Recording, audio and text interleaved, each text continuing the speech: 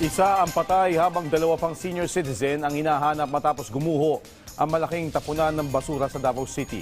Ang itinuturing na sanhi ng pagguho ang naipon tubig dahil sa sunod-sunod na pag-ulan sa lungsod. May report si JC Aliponga ng PTV Davao.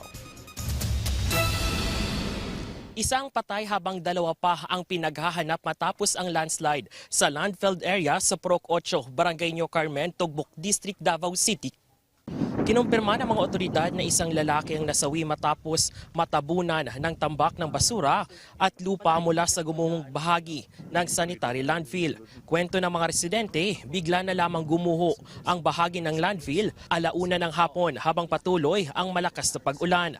Dahil sa bagguho, ilang bahay malapit sa paanan ng landfill ang natabunan ng basura. Dalawang senior citizens ang natrap at patuloy pang hinahanap ng mga rescuers. Dalawa ring katao ang nasugatan at agad dinala sa ospital para maipagamot.